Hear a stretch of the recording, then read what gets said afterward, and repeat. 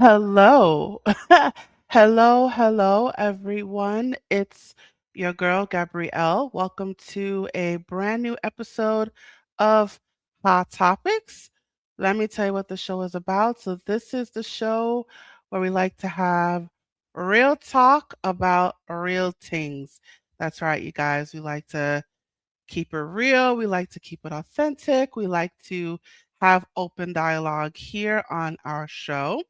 So, as we are a part of my tutoring company, A Step Ahead Tutoring Services, we like to focus a lot on education. We like to focus a lot on self improvement.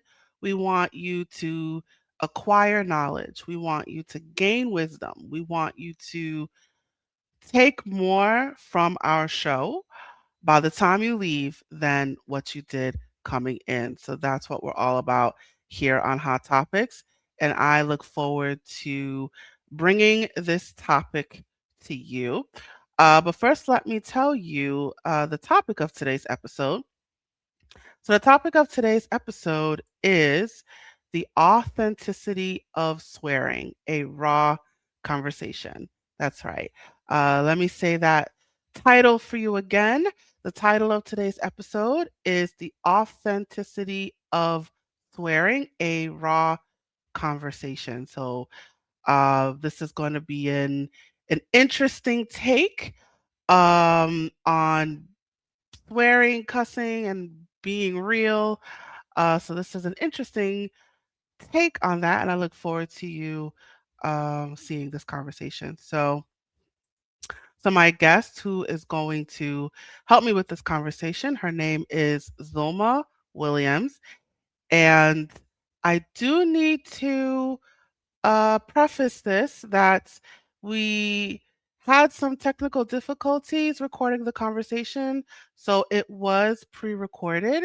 So, what I'm going to do for you now is actually play that pre recording into this episode. So, I'm starting off with a little spiel to kind of psych you up, to warm things up. And then I'm going to plug that conversation. And then we're going to cycle back to me. So I do want to let you know that this episode was pre recorded. So I'm going to play that for you. But I also do want to mention because of the nature of the topic being about swearing, naturally, there's going to be a lot of swear words.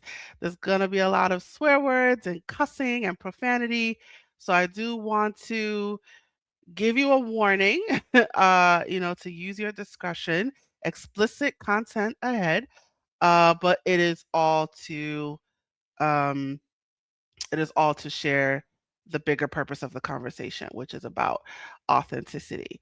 So if for those of you listening on a podcast, you may see that explicit tag. We're going to be explicit in this episode today. So I do want to give you that warning.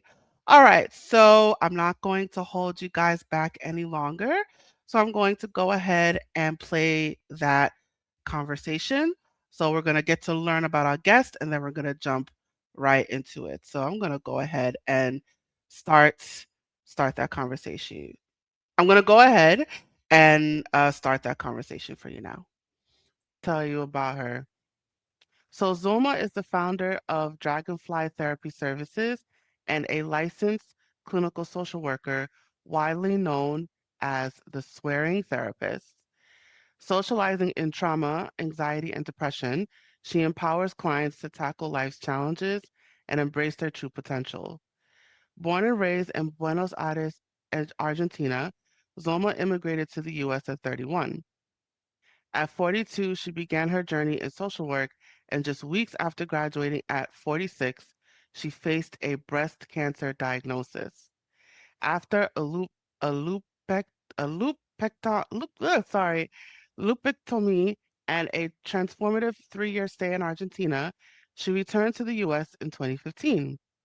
By 50, she was pursuing her master's of social work, becoming fully licensed in 2018.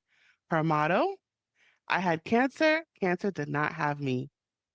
In 2025, she celebrated her 60th birthday in Hawaii, which reignited her love for the ocean. After financial challenges, she moved to Panama in December 2025, waking up to the soothing sounds of waves. Zoma is witty, passionate, and unapologetically real. So join us as we explore her remarkable journey and insights as a mental health therapist, public speaker, and professional. All right, so I'm going to have her come on board. So Zoma, go ahead and unmute yourself. How's it going? Hi. I'm so excited to be here. Thank you so much for having me. And I'm so excited about the topic. Absolutely, absolutely. This was definitely an interesting topic as as I heard about it. So let's jump right into it. So you call yourself the swearing therapist. So tell us more about that. Yes. So swearing is my way of keeping it real. So I will say the F word I'm not going to say, oh, fudge or sugar. I'm going to say the real swear words. Related to that. And I think that there is a lot of stigma about swearing. A lot of people get um, kind of like they don't connect with that, and I respect that. I always ask my hosts, "Is it okay if I swear on your show?" Because I want to be respectful of you and your audience. But in my personal life and in my professional life, I will say the swear words. So that allows the clients who are a good fit for me to also swear, and it would just keeping it real. To me, bad words are violence and hunger and abuse and war. And those are bad words, not the F word or the B word. And then I don't remember if I can say them or not. Like I would, I'm saying the B word, like everybody knows what I'm talking about. But Yes, but yeah, I know what I mean, this is hot topic, so we'll just go ahead and it's fuck shit. oh, okay, Yeah, let's okay. let's go for it. Go ahead. I can say it. So yeah, so I will say fuck instead of oh fudge or shit instead of sugar, right? Like, and it's like, and I'm not. I don't mean to offend anybody. Is that is my way of talking? And after apologizing for almost 46 years of my life about oh sorry that I say that or I did this or whatever, I was like, no, you know what? Like, this is who I am, and I'm not gonna apologize for that. Now, again, like I'm very respectful of other people's preferences, like especially on podcasts, where it's like I want to be respectful of your audience. But in my personal and professional life, I am the swearing therapist. I saw a post on Instagram yesterday actually, and the lady was saying that the therapist told her that she couldn't swear when she was sharing about her own story, and I was like, "What?" I'm like, "Girl, I'm your like I'm your girl, like I got you, right?" Because like, and the therapist said, "I am a Christian therapist, so I don't want you swearing."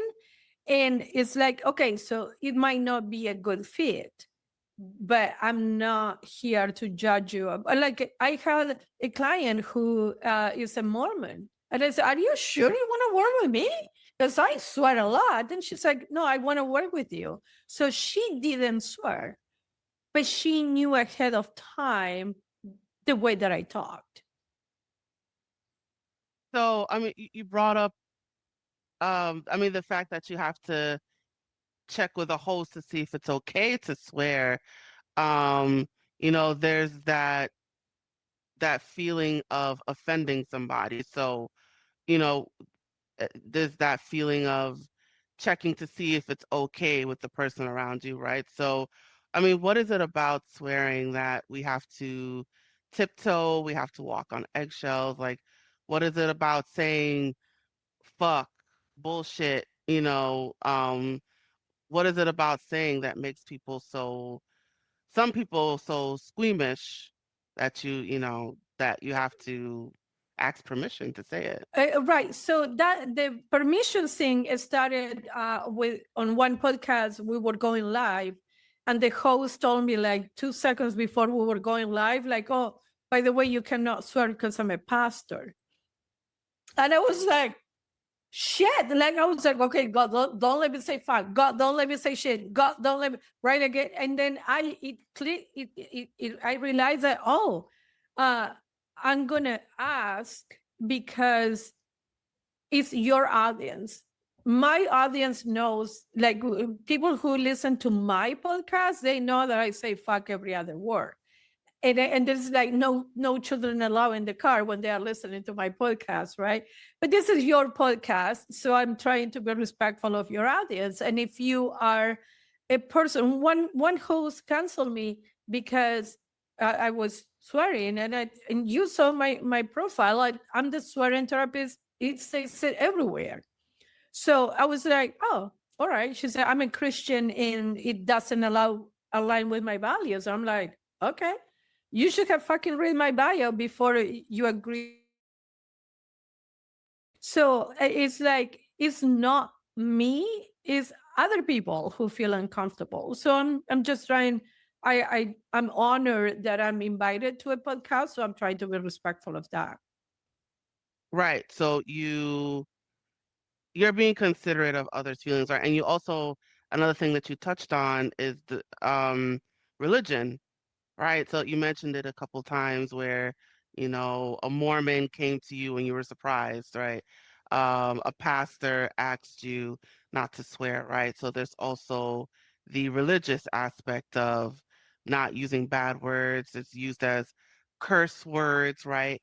Like you're inviting in demons or something like that. So it's interesting that you brought it up a couple times about religion and people with religious backgrounds and faiths coming to you, whether they come to you knowing that you like to swear, and then Right. also the fact that you got canceled by a pastor because of the swearing. So I mean that's interesting that you brought up the religious aspect of it. Right. So, and I'm like, okay, like I want my message. So I'm a cancer survivor. I went to school later in life. I want that message to get to people. If I had to keep it clean so the message is delivered, I will do that. And I keep it as authentic as I can when I'm doing it clean. Well, when I say the F word, everybody knows that I'm referring to fuck. So it's like, I have this saying that is like, don't piss on my head and tell me it's raining. It's like, we all know what we are talking about. What is the big deal, right? Again, to me, a bad word is abuse, not fuck. So it's about perspective. Absolutely, absolutely. So you're a swearing therapist. So you use it in your practice. So Yes, what does it do for your clients? I think it allows them to be authentic too and puts them at ease, right? Like, so if I'm explaining a concept and I'm like, this bitch is not listening to what I'm saying, I'm like, no, I got you, like, bear with me, blah, blah, blah. I'm referring to myself as a bitch. Like, it's like if you are thinking this, and they're like, oh, I can swear too. Of course, this is your time, right? Like, so be your true self. So I think that it opens up the floor to be completely authentic instead of having to tiptoe about something, expressing. I'm not your friend, so it's not like I don't want you to get confused with that. But it's like if you're gonna talk to your friend and said, like this bitch, why wouldn't you say it to your therapist? I don't get it. I swear when I'm in therapy with my therapist, and I swear when I'm in therapy with my clients. And when I do, I offer a 15-minute consultation call to see what a good fit. In those 15 minutes, shit and fuck is going to come out of my mouth. If you have a problem with that, I'm not the therapist for you. I'll give you referrals. I want you to get better. It doesn't have to be with me, right? So it's like if we are talking and you feel uncomfortable with me sweating so much, I'll give you referrals. No problem. I want you to be comfortable. but I want And to be comfortable too. Like this is my practice, right? so it is unorthodox in a way because there's also that power dynamic. So imagine it's like me as a student hearing my professor using curse words. Like, I mean, even me personally, that would, and maybe it's my own religious faith, but to me, it's like, or the standards that I have, like, you're a person of power, like, you're above me. Why are you cursing? So do you also, so it's also unorthodox, really, to hear you say that, like, as a therapist, you're swearing yourself as opposed to letting the client do it. So I don't know if it's me being squeamish as well, but it's interesting with the power dynamic. I expect someone who's above me, someone who I'm seeking help from, to be the polished role model. And that's what's coming to my mind. Right. So what you are expressing, it comes from the medical model that I'm the authority. I'm not. In the therapy session, we are working together. So I'm not in a position. I understand what you are saying, and it might be how some clients might feel, but it's like we are working together. So we are at the same level. I'm not the authority, right? Like I had the formal education, but I come from a lens where you are the expert in your own life. So it's like we are working together. And it's like we're going to get this. Like, so I don't even know the answers to your questions, but we're going to find them together, right? So it's like I explain as if we are in a car. I'm in the driver's seat. I'm the GPS. I'm on the passenger seat. I'm the GPS, but you are on the driver's seat. If you don't turn the ignition and you drive, we're not going to get anywhere. So it's like that authority level is like almost like we are a team when you are doing therapy with me. I understand that from a doctor's perspective, and that a lot of people might feel like that. But I think that when you talk to me, it's like, oh, she's chill. It's not like, and it's not like I'm using the the swearing comes so naturally. So it's not like I'm thinking, oh, I'm going to swear right now. It's like, oh, I will say it, right? So it's like you will get to know me and know that it's like I'm not trying to be funny or impress you or anything like that. It's like, oh, that's how the fuck I talk. And I just say fuck right there, right? Like, but it's not like I'm thinking, oh my God, I'm gonna say this. Now, when I had to keep it clean, it's like I am a lot more careful and on edge because I don't want you to have to be editing more than you already. Like I bless your heart, all of you hosts, because I know it's a lot of work, but it's like I don't want to give you extra work where you had to keep editing or bleeping. It's like, okay, just let me know and I will accommodate to the best of my ability. But in the therapy session, we are a team. We are working together. So so you so you see yourself as equal to your client. So you're trying to shatter that power dynamic, right? So Cor- that's Correct. what it sounds like, So yeah. my job as a therapist is to provide you with a different perspective, because when you are in the picture, you cannot see the picture. I'm on the outside of the picture, and I will say like, "Oh, have you considered A, B, and C?" It's like, "Oh shit, no, I didn't think of that." Okay, that's what we are working on, right? So it's like, again, we are working together. Like I don't work harder than my clients. I cannot want this for you more than you want it for yourself. So you were referring as in the classroom, right? Like you're a student, if your professor is swearing. So I a lot of times my professors, I will go to their classes and do presentations on trauma and that kind of stuff. And they will be like, oh, do you want to teach? I'm like, oh, hell no. Why not? Because I know my limitations. when I was a student, and I was 50 when I started my master's, I was 42 when I started my bachelor's. So I was like the mom in the classroom, right? I will read every fucking word of the chapter. And here is Peter that, oh, didn't read. So I'm like, I know I'm going to take a personal. I'm going to be like that bitch professor who's going to do a pop quiz of every class because I know you're not reading. I don't want to do that. I want you to be accountable, right? Like in to do this. So in the therapeutic relationship, you need to want to get better. I cannot want that for you more than you want it for yourself. I'm not going to work harder than you. So it's like it's my way of holding you accountable. That again, if you don't give ignition and you start driving, we're not going to get anywhere. So it doesn't matter what suggestions I have about like, oh, go north or go south or whatever.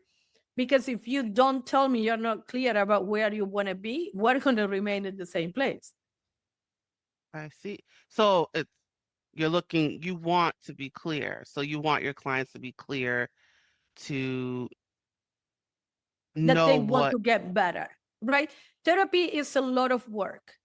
So if you are ready to change and get better, I'm your girl. If you're in the pre-contemplation stage of change, where it's like, I'm not sure if I, and that's why I don't work with substance abuse, because substance abuse is a lot of back and forth, right? Like you think you're ready and then you're clean and then you relapse and then I'm not the therapist for you. So it's like, and I don't want you to be with me for years on end. My goal when you start working with me is to get you the fuck out of me, because that means that I gave you the tools and now you can use them yourself. Now, I do have long-term clients, but it's more on a maintenance stage. But if you want to learn how to hang a picture, I'll show you what a hammer is, what nails are, and how to do it. But you have to do it yourself, because next time you need to hang a picture, you're going to need me. Mm-mm. You know where the hammer is, you know what the nails are and what they're for, and you know how to do it. So next time you need to hang a picture, you're going to do it yourself. So I want to give you those tools, but then it's up to you if you're going to use them. It's a sense of like controlling your own fate, controlling your own destiny. And then if you're so concerned with um how do you how do people see me? How do I present myself? It's gonna block them from getting better. It's gonna block them from changing their fate. Right. So therapy is a lot of work. People think that, oh, I just go talk and then I'm going to feel better. It's like it's a lot of internal work. So if you're not inspired enough to better your life, it's like I cannot give you that. You either have it or you don't. I cannot give you that. I can give you all the tools, but I cannot make you hang the picture, if that makes sense. You have That to want to hang the picture. you have to want to do better for yourself. Exactly. So if you want that, I'm your girl.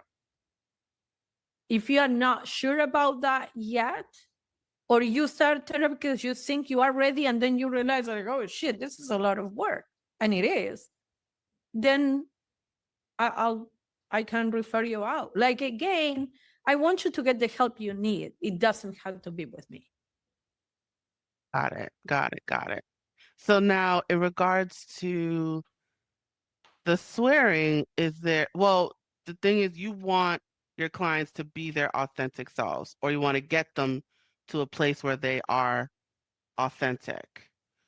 Right. It So doesn't mean that they have to swear. Like my Mormon client, she didn't. So it's not like I'm saying like, oh, you have to swear. If you're not comfortable doing that, don't. But you need to be comfortable with me swearing. I'm not saying that in order to be authentic, you, Gabrielle, need to swear. I'm saying that for me to be authentic, I need to uh, be able to swear. So it's like I'm giving you freedom, the free will. You don't have to swear, but know that I will say fuck and I'm going to say shit and I'm going to say bitch. How free are you? Right? In terms of the swearing. So is there how often do you say fuck? Probably like, I don't know, every other 5 words when I'm talking.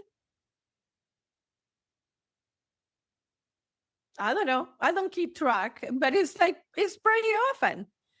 But I have like an hour episode that I have recorded where I didn't say a cuss word, right? At the host request. So in that sense, I'm being respectful. But it's like I don't know. I honestly don't know. Well, then I'm wondering too, like how much would you allow, right?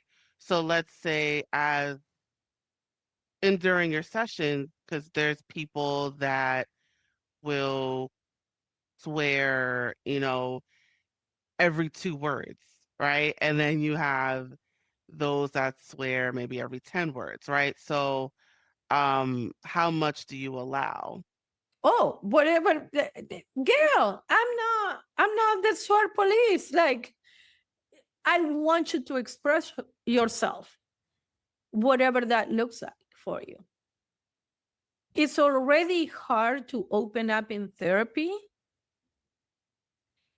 So in on top of that, you had to be checking well, you're in allowed 10 swear words a session. Like, no. If you need to say 15 swear words in a 20 word sentence, do. Because if that's what is going to allow you to express yourself and let it out, I'm not the swearing police. Like I don't limit, and I don't limit myself. Like there are episodes on my podcast that I might fucking talk for 5 minutes without saying a swear word, and then the other 5 minutes is like, oh my god, like I let it out. It's not conscious. It is conscious, but it's not like I'm keeping track. It's like I want you to be authentic, whatever that means to you. So if for you to be authentic, it's like because of your values and your religion background and who you are and whatever, and you don't feel comfortable swearing, don't. Just know that I will swear, that you are working with the swearing therapist. So swearing will happen during the session. But it's not like I'm putting a gun to your head, like, oh, you had to swear. Like, no, my best friend is a Christian woman and she doesn't swear. And when her granddaughters met me and I'm like, fuck this. And then they were like, their eyes were popping out of their head because they were like, Jima, like, who is this lady? And we've been friends for 17 years. And I don't tell her to swear and she doesn't tell me not to. However, if I will go to her church or to a service or to Eastern or Christmas or whatever it might be, I will be respectful of what is like, kind of like when in Rome, do as the Romans do. So I'm not going to go to the church and swear in the church because I'm respectful. But when I'm home, I will. So you know when to turn it on and when to turn it off. I am, you can say I'm socially aware of, yes, when do I need to turn it off? And I can. I just choose not to in my regular life. So if I will have a job interview as a therapist and they don't know yet that I'm the swearing therapist, I might interview differently than if they know that I'm the swearing therapist. So if you go into my website, it's not a secret. So they might ask, and I'll be like, I will be honest. So it's not like, um, or if I have whatever the situation might be, if I'm meeting the president of the United States, I probably will not swear, right? Like, so it's not that, oh, but I adapt to the situation that I'm in, but on my regular life, personal and professional, this is who I am. Absolutely, absolutely. So then there's another thing that you touched on, which is like, is something about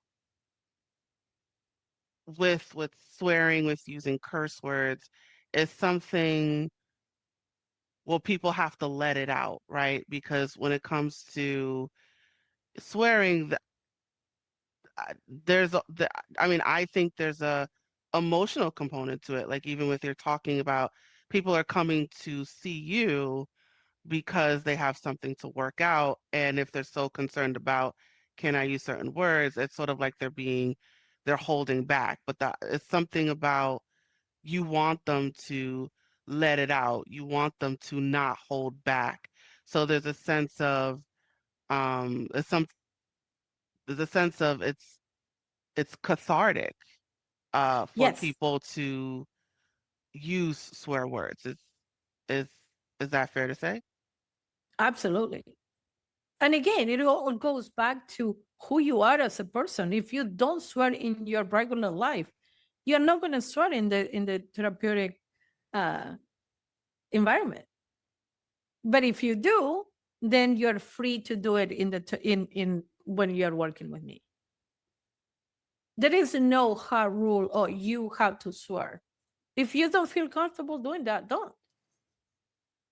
But if you do, when you're talking to your friend, know that you can do it in my office too. How do how do clients feel? So when they use those words, is there a sense of let's get into the emotions because we I'm picking up, we keep coming back to emotions and feelings. So how do clients feel when they use those words? Because I'm getting a sense of like, it's a relief to be able to use it because I think I remember someone saying like it's the highest point of anger when you say fuck, right? Oh, And so when you say a word like that, it's like you're letting out your anger. You're letting out your frustration. So you're letting out your, well, I think it's more so anger and frustration because of the heaviness of using those words. But do you get a sense of when you're talking to your clients, they're letting out their anger, they're letting out their frustration whenever they use swear words? not necessarily limited to anger and frustration, but I've seen that letting out their feelings, whatever those feelings might be. So let me ask you, because I don't want to speak for my clients, but I know I'm going to speak for myself. So if I'm with my therapist and I'm like, you know what happened? Um, this fucking bitch said blah blah blah. That's how I'm feeling about the situation. If I had to curate that into, you know what Mary said on Thursday, it doesn't feel the same. So I want my clients to be able to say that fucking bitch on Thursday, blah, blah, blah. Now, I will ask you, Gabrielle, like, do you swear on a regular basis? I do. All right, so I'll explain it like this. So I think up until like, maybe up until like 18, early 20s, I didn't use it. I didn't use swear words. But I think from like early 20s to like now, I've started using it more. I feel like I devolved in a way. Like I think for the majority of my adulthood, I just kind of just fuck it, I can't do it anymore, right? And I think it's because of all the pent up anger that I felt, and it was just how do I express how I'm feeling? How do I express my frustration? How do I express which we keep coming back to emotions, right? So Right. sadness, anger, frustration, it's the negative emotions. And so I've all those emotions that I've felt and things was just overwhelming for me. I was just like, fuck it. I can't do this anymore. And I don't want to say like, and I think it's the idea of not being so proper and composed. So instead of saying this is horrible, I want to say, no, this is bullshit, right? Because Right. I, I don't Perfect. want to Thank you be so much so, for yeah, playing I don't want along. to, yeah, So I don't want to be, sorry, let me just finish this thought. It's just, I don't want to be so composed. I don't want to be so like I have to be perfect. Like I was thinking about that younger, but as an adult, as things started getting more chaotic for me and I felt more a loss of control over what things, certain things going on in my life, I was just like, why am I so composed? Fuck it, I can't do it anymore.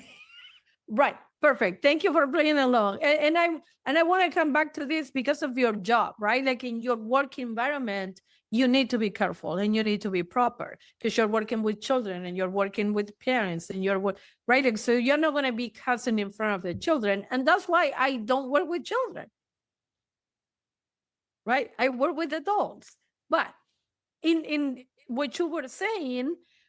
So if you are telling me like, fuck it, I cannot do this anymore, my um, different perspective will be like, oh, I hear that you might be feeling frustrated. Is that correct? Instead of saying, oh my God, you say fuck. I'm focusing on the message, not on the words. Because I'm looking for the bigger picture. So if I say, oh my God, please correct me if I'm wrong. Sounds like you are really frustrated.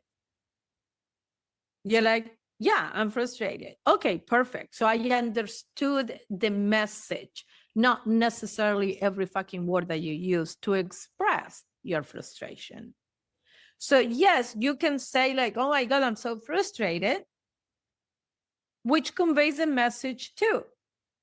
Again, why do you have to repress yourself in therapy? Because you might not be able to tell a parent or a child, oh my God, I can't fucking do this anymore.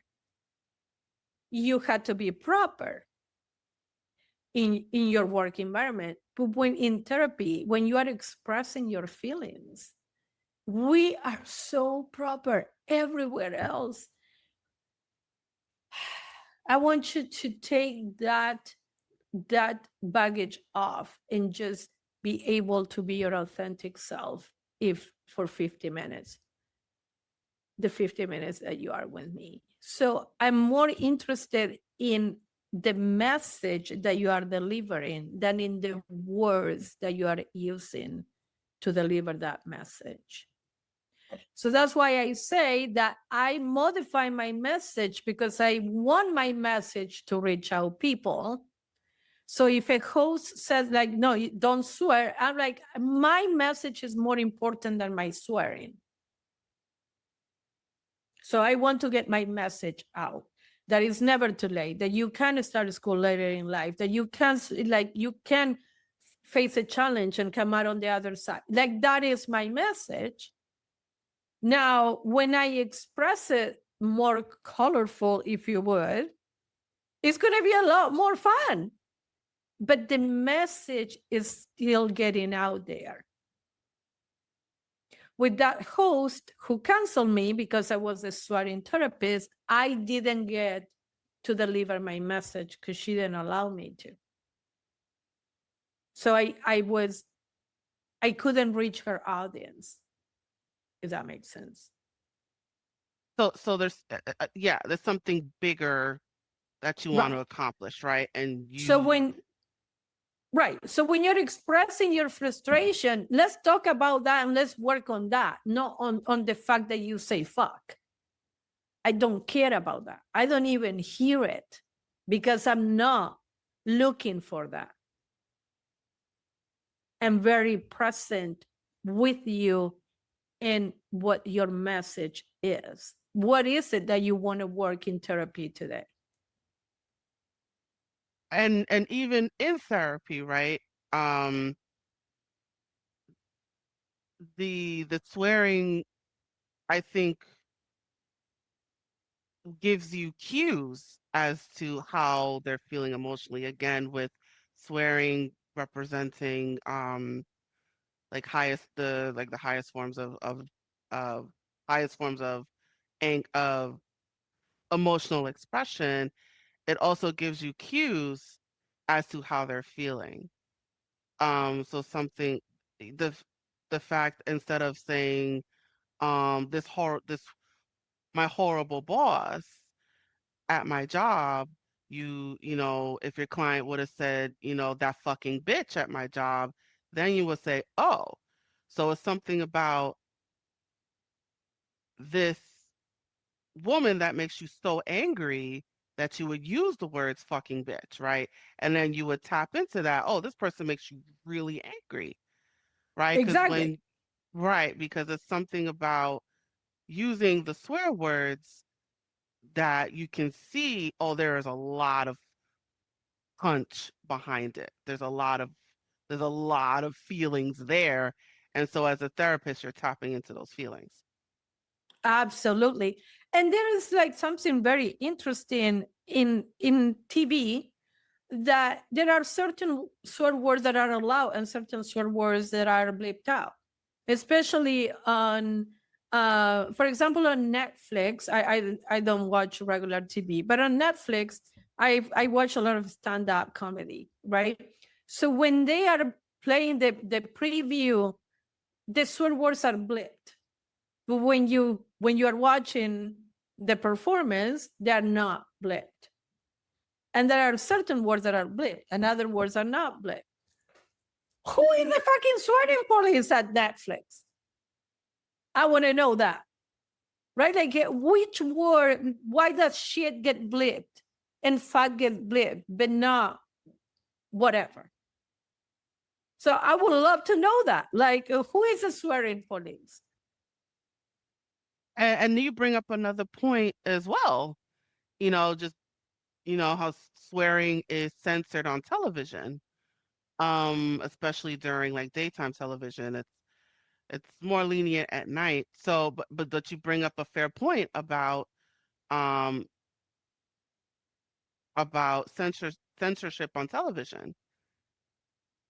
So now so then that brings up a a a, a different issue, a bigger issue. Yes, in therapy, you want your clients to just feel free to express themselves. But then should we do that outside of therapy? Should we do that on television? Should we do the same thing in our Why not? Again, know your environment and not your audience, right? I wouldn't swear in church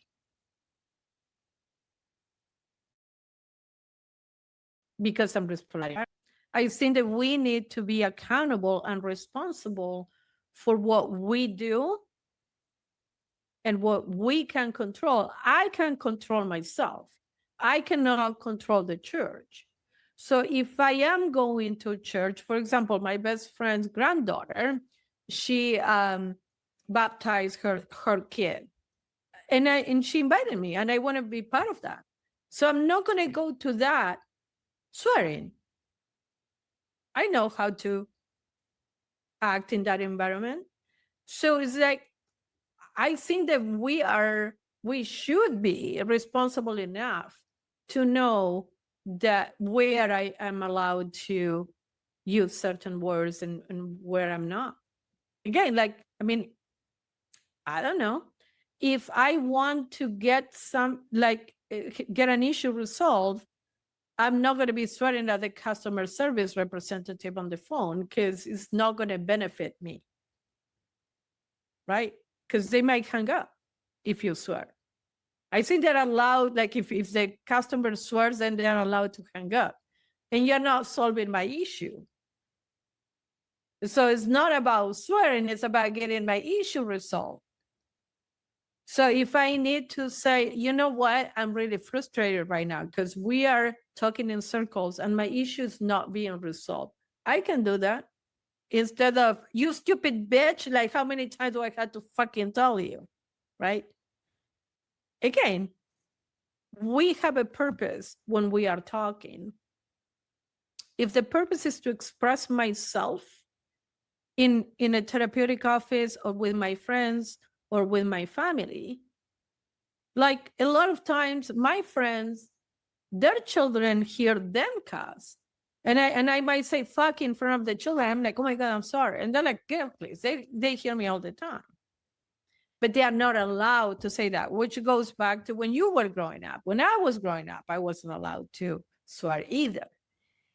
So I had to ask permission to say a bad word, right? But these are your children, not mine. So I want to be respectful of that. Because there is the movie Meet the, I think it's Meet the Parents or Meet the Fuckers, that he's like, asshole, and the baby is like, asshole, right? Like the baby picked it up right away. He's like, no, no, no, no, no, don't say that, don't say that.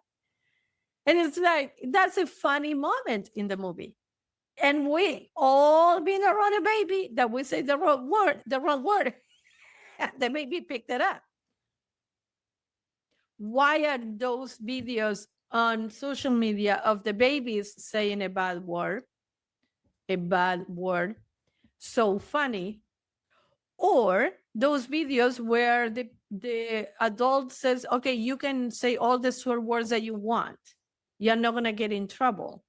And the kid is saying, it's a toddler and he's saying all the fucking swear words he knows. It's not like they don't know them, it's that they are not allowed to use them. So it's and that's another point that that you've brought up multiple times is that there seems to be a depending on who you are, it seems to be in a time and a place. So for it, like we can't just say fuck anywhere and anyhow and any who we talk to, right? So there is that social discernment. So you do have to, ask permission. You know not to say it in the church, right? Not to say it in the church, but you could say it during your therapy session, right? You know not to use them in front of other people's kids unless the parents give you permission, right? So there's a sense of you need to know when to say it and when not to say it. You need to know where you are, like right now, socially. What is your environment? Read your audience, right? Yeah, I mean my audience is I mean I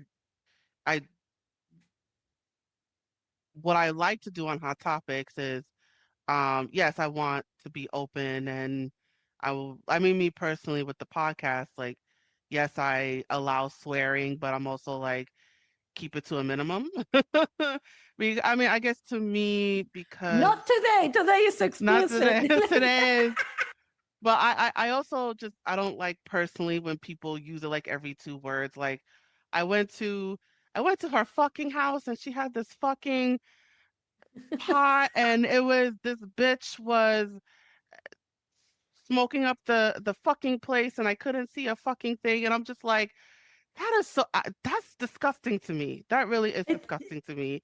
And it's like can you cut it? It's like do you not know any other words? And it's just like you need to improve your vocabulary and it's just that's how I personally feel. I'm just like you gotta smooth it in there. I don't I Turn it personally I don't down, like right? that. Tone it down. I don't personally like that. And it's just like you don't know any other words. Like you can't describe any other like you need to improve your vocabulary, right? So to me, it bothers me. It really does bother me. So it bothers me personally. It bothers me professionally, right? So it does bother me. and it's But that's my personal preference. and that is absolutely valid. So so let's say you and I are friends, and I talk like you were saying, in you express your preference, it's up to me to respect that preference. So I might talk like that with other people who don't mind, but when I'm talking with you, I want to respect that. Now I might slip and you're gonna know that it wasn't done on purpose because you express your boundary and your preference. Now, if you don't express your boundary and your preference, how the fuck do I supposed to know that is bothering you? Right? Like and that again, it comes into play our personal responsibility to set that boundary, to express that preference, because I cannot read your mind. So if you say, like, Zulma, like every other word you use is a cuss word, can you tone it down? And I might not be able to. So then maybe we are not meant to be friends.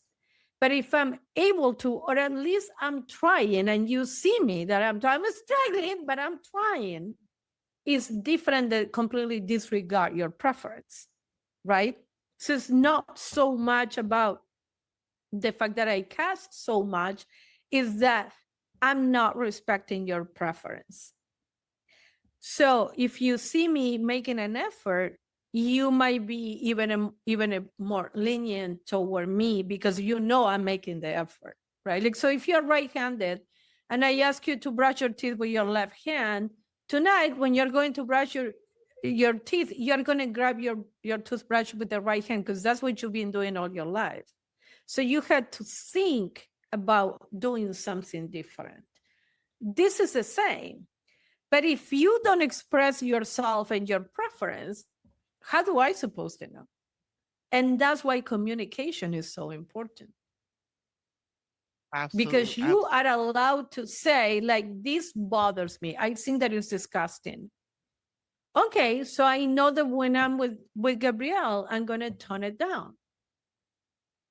Can I do that? Do I choose to do that? Because maybe I can, but I'm choosing not to. Then maybe we are not meant to be friends, right? So I have a choice, you have a choice. That you're like, listen, this is not working out for me because I find it disgusting.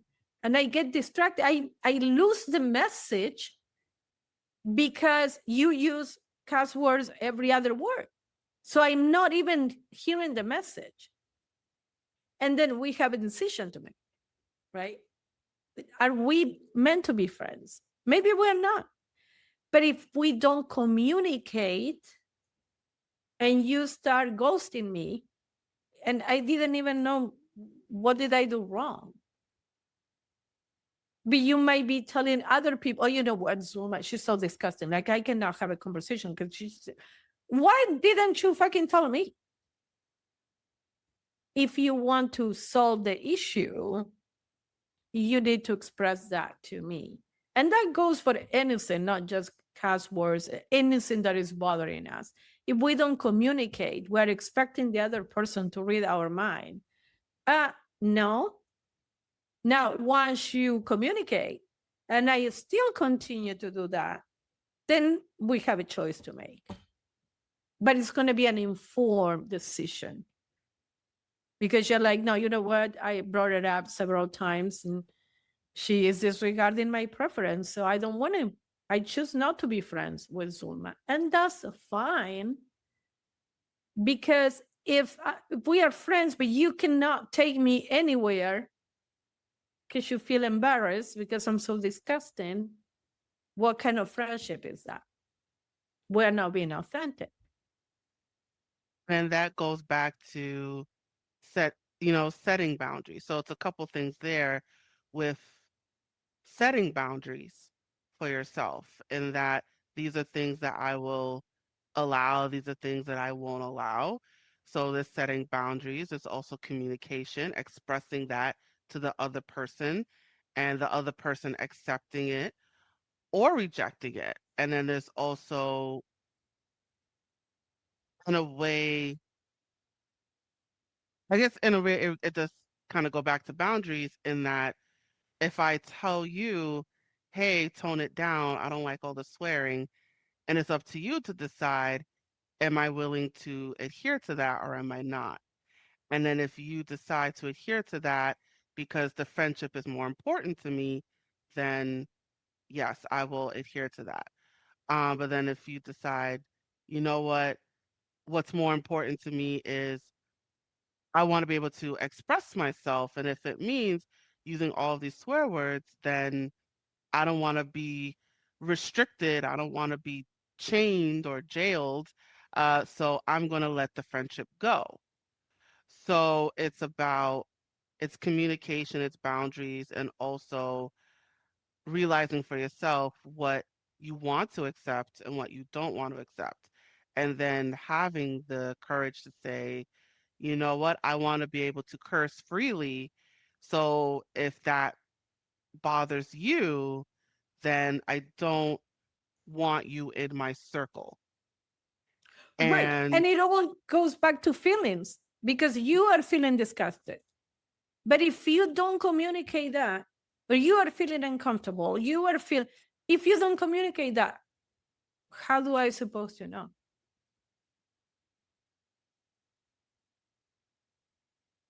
So our feelings are so important, and that's why they need to be expressed. And it does take a lot of courage to have these conversations and to set boundaries.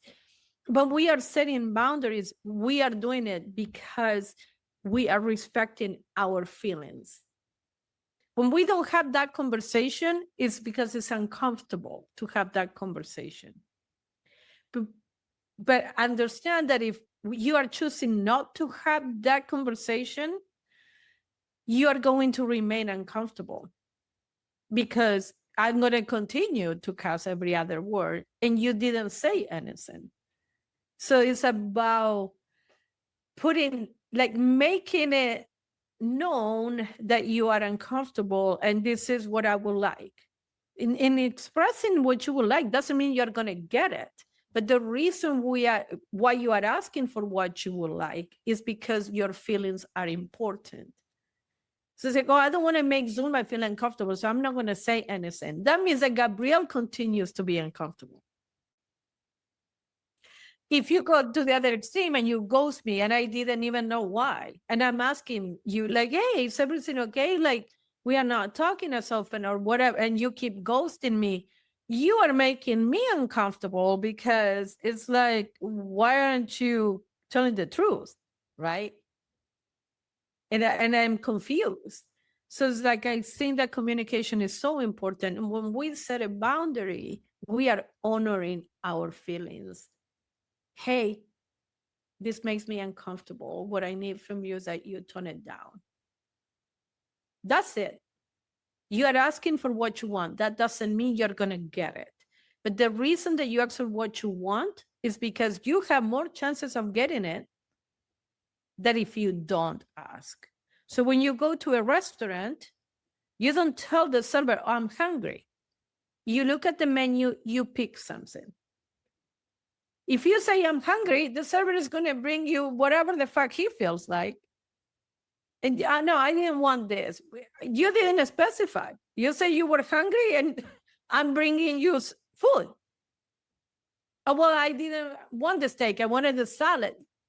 So you look at the menu and you say, okay, I would like a salad.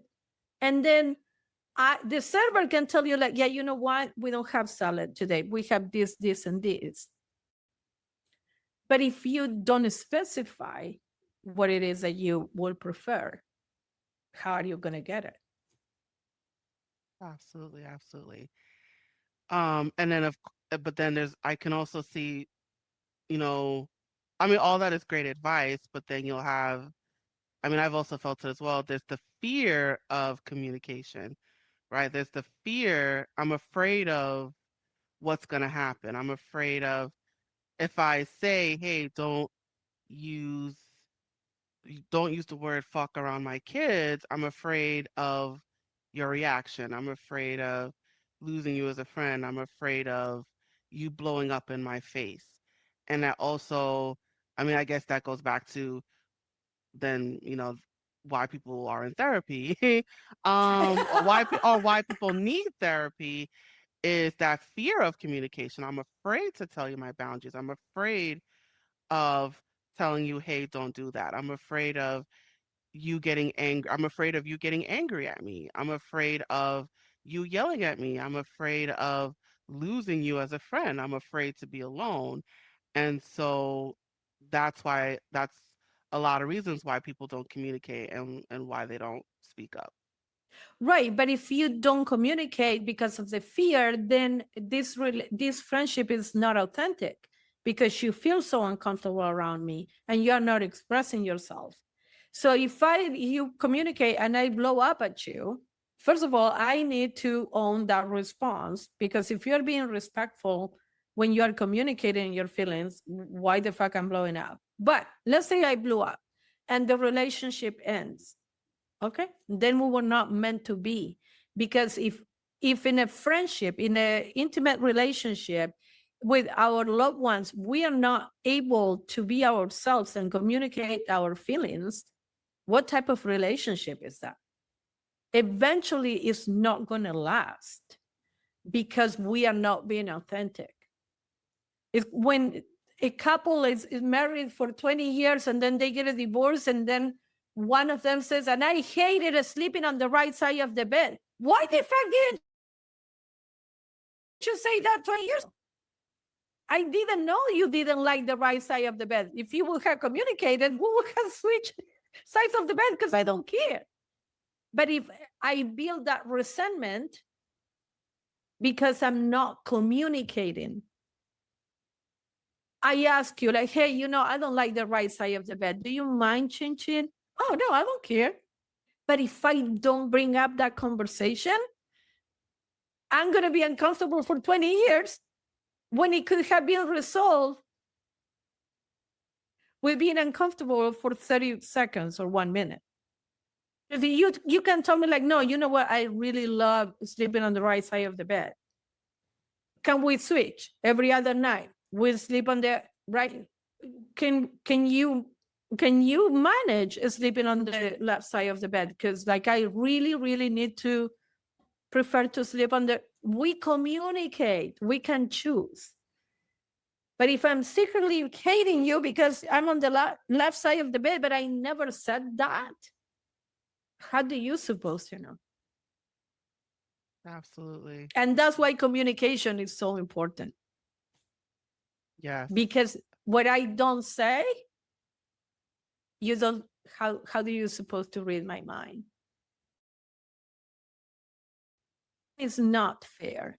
It's not fair to me and it's not fair to you. So that fear, overcoming that fear, is necessary to have an authentic relationship. I rather be myself and we don't click and you don't like me than pretending to be someone else that I cannot keep it in the long. Okay, Brielle, that's not who I am. Eventually, I'm gonna be like, bitch, and you're gonna be like, who are you? Because I've been faking it for so long. So if you're authentic and you show you showed up as you are going to find your tribe. Because there might be people who don't care that I swear every other word. To you, you feel disgusting. To Peter, he might not care. Okay. So maybe Peter is more my tribe than Gabrielle is. And that doesn't mean there is something wrong with me or something wrong with you. It means that we are not meant to be on the same tribe, and it's okay. Absolutely. Different is different, it's not wrong. It's okay to be different. Right. Beautiful. Right. Well, I know I don't want to. I know you got places to go and things to do, so I won't keep you any longer. But yes. So I'm going to wind things down. So on On Hot Topics, I like to ask my guests to share last final words of wisdom. So this is the part of the show where I have my guests give words of wisdom. So, Zoma, do you have any words of wisdom that you'd like to share with our audience? Yes, and believe it or not, there is no swear words in my closing. So yay! So my the way I like to close is by saying that if you woke up today, that means that your mission in life is not complete. Keep putting one foot in front of the other, and you're gonna come on the other side of the challenge you're currently facing. Thank you so much for having me. Thank you. Thank you for coming on the show. All right. So, where can people find you? It's the promo time. Let's promote yourself. Okay, Where so can people my find you? my Instagram is the swearing therapist, of course. And my website is dragonflytherapyservices.net. All right, Zoma, thank you for coming on Hot Topics. This was a very informative conversation. It opened up a lot of doors, so it's interesting where it went. But thank you for coming on the show. Thank you so much for having me. I hope the audience had as much fun as I did. Awesome, awesome, awesome. All right, all right, all right, all right. So that was our conversation. So I'm glad you got to see it in its entirety. So I do want to highlight Zulma's contact information. It was a couple things that she mentioned, but there's actually a few more things that I wanted to take a moment to plug. So I'm going to put it up on the screen here, and it's also going to be in the description for my listeners. But for my viewers, it is up on the screen right now. So I just wanted to take this moment to plug the rest of Zulma's contact information. So I'm just going to reiterate her website. So the website is dragonflytherapyservices.net. I'm also going to reiterate her Instagram, which is the swearing therapist.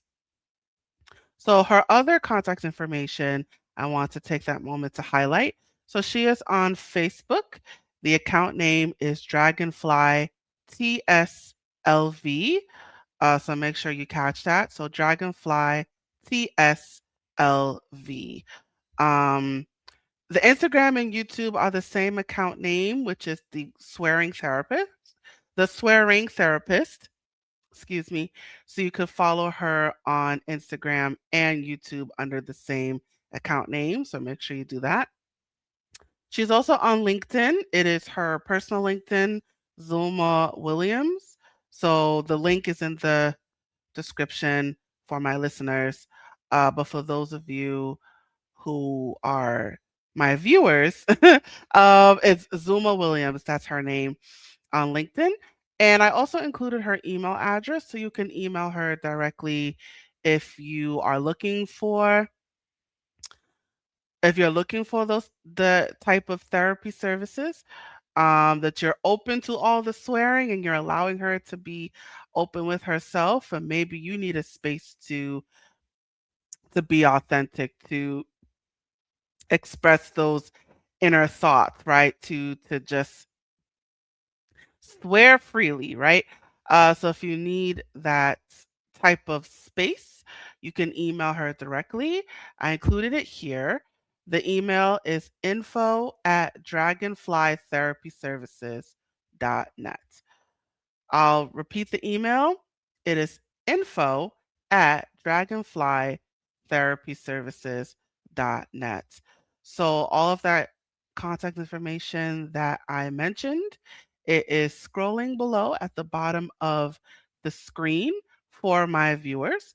For my listeners, all of those links are in the description. So one way or another, however you are taking in this episode, the contact information is at your fingertips. So make sure you follow Zuma on all of her platforms. And again, if you are looking for mental health services, you're looking for that raw, that rawness, that authenticity. You're looking for someone like Zulma as a mental health therapist, I encourage you to seek her services. So I will say the website one more time. It is dragonflytherapyservices.net. So make sure you take advantage of that. I also want to plug her podcast.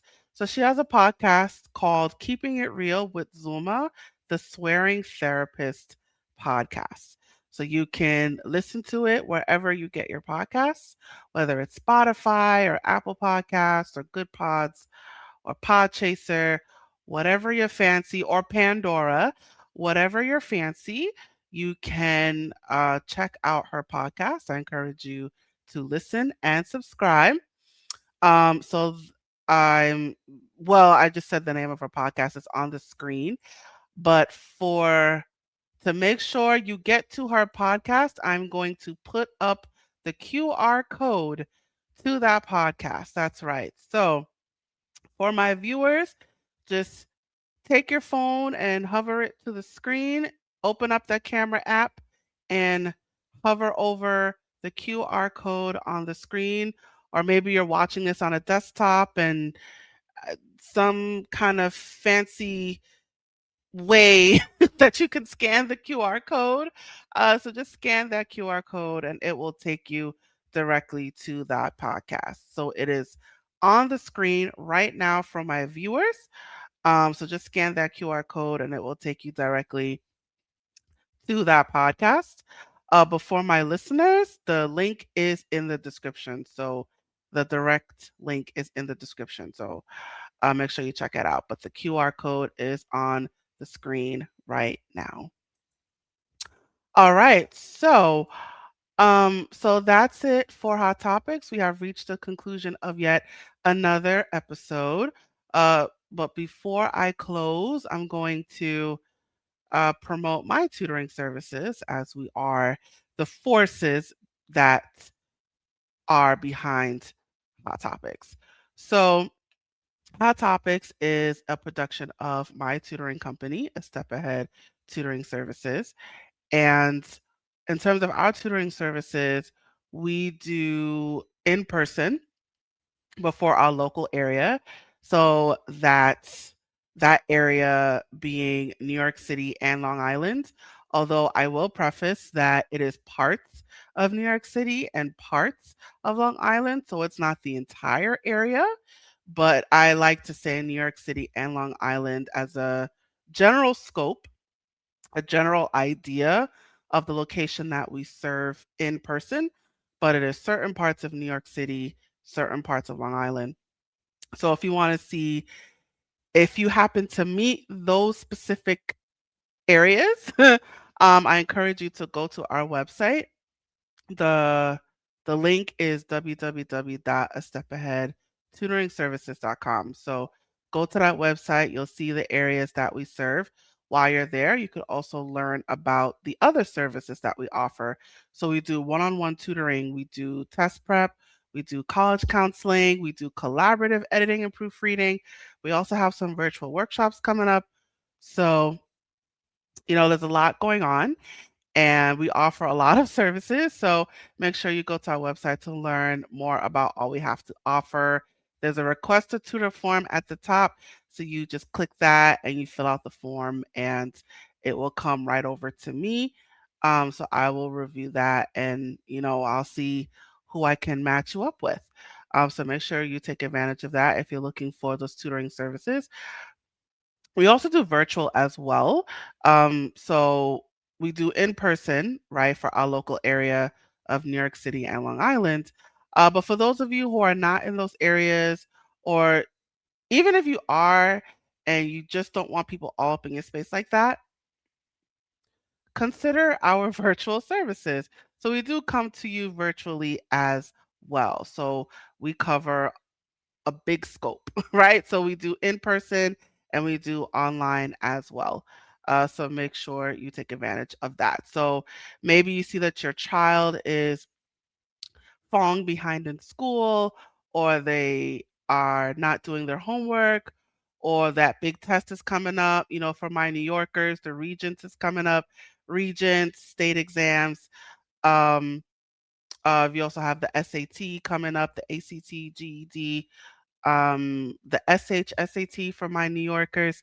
So if you have that big exam coming up, you want your child to be prepared, extra prepared. You want them to get over that hump, or even if they just need regular homework assistance, or they just like a focus buddy or a study buddy or an accountability buddy, right? So you may have that smart child, but they're slacking off and they're not doing homework and they're just not caring and the teachers are complaining, and it's not so much the content itself, but it's more so getting it done, right? So I do see a lot of those types of students where it's not so much them understanding it, it's just getting it done, and they're not getting it done. And you don't got the time for that. So maybe your child just needs an accountability buddy, a study buddy, someone to hold them accountable, someone to push them, someone to check them. Hey, did you get this done? Did you get this done? Let's do it. Let's go to your Google Classroom and let's see what you got going on. Let's get it done. If you need something like that, let our tutors help you. Our tutors can definitely help you with that. We can definitely be that accountability buddy that your child may need.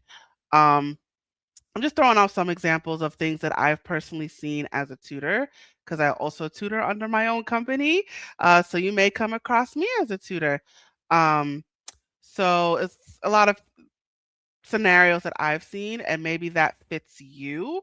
So if you fit any of that, um, hit us up. The website again is www.astepaheadtutoringservices.com. We do K to 12 and we also do college as well.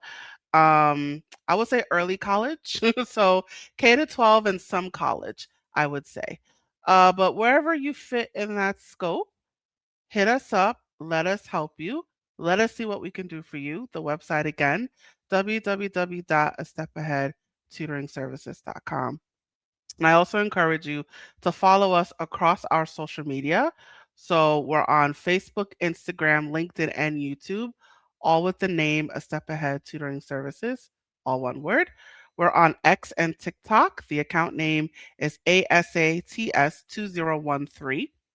On Eventbrite and WhatsApp, it is our company name, but the words are spaced out. So it's A Step Ahead Tutoring Services. So that's all our information there.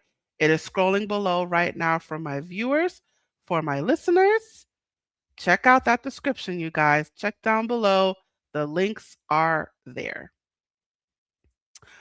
Oh, I also encourage you follow me personally on Facebook and Instagram. My name is Gabrielle.Crichlow, and follow me personally on LinkedIn as well. It is Gabrielle-Crichlow. So I'm going to give a self plug as well. And before I run away, I want to take this moment to encourage you to leave your feedback about today's episode. I want to know what you think. You guys, drop them comments. You guys, drop them comments in the comment section down below, or I think it's down below or on the side somewhere, wherever the comments are.